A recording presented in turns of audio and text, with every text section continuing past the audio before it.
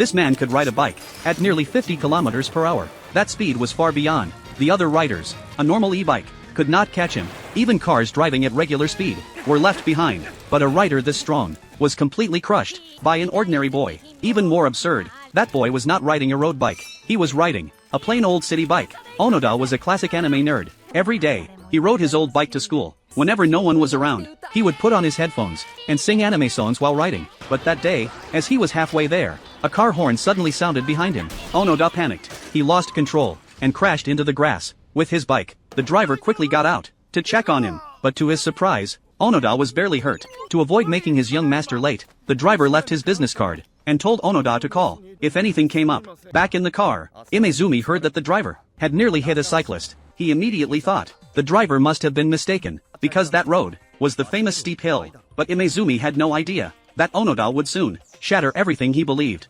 Onoda arrived at school and heard terrible news. The anime club had been suspended because it did not have enough members. To him, this was a disaster. He had loved anime since middle school, but he had never found anyone who could talk about it with him. Now that he was in high school, he thought he could finally meet people who liked the same things. But the club was gone before it even began. While he was breaking down, two girls happened to walk by. Onoda rushed over and invited them to join the anime club, but he was so excited that he scared them. Later, he learned they were actually from the cycling club. Completely embarrassed, Onoda made an excuse about going to Akihabara and quickly ran away. When he reached the school's back gate, he saw Imezumi getting ready to train. Seeing Onoda on a city bike, Imezumi kindly told him to take the bus instead. The downhill road behind the school was dangerous. Once the speed picked up, it was easy to lose control. After saying that, Imezumi rushed down the hill. But the next second, he heard a sharp braking sound behind him. He turned around. Onoda had actually followed him down, but Onoda had underestimated the speed of the slope.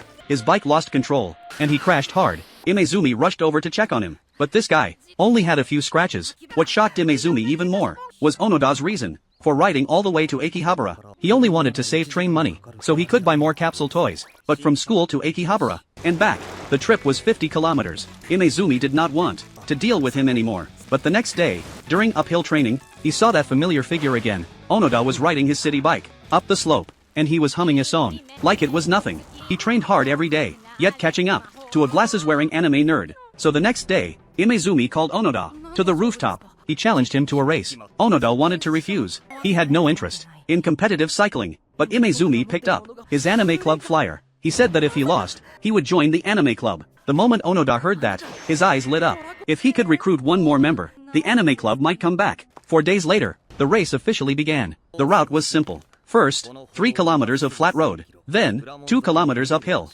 Whoever reached the school first would win. To make it fair, Imezumi gave Onoda a 15-minute head start. In his mind, his road bike was far lighter than Onoda's city bike. His skill and equipment were also on another level.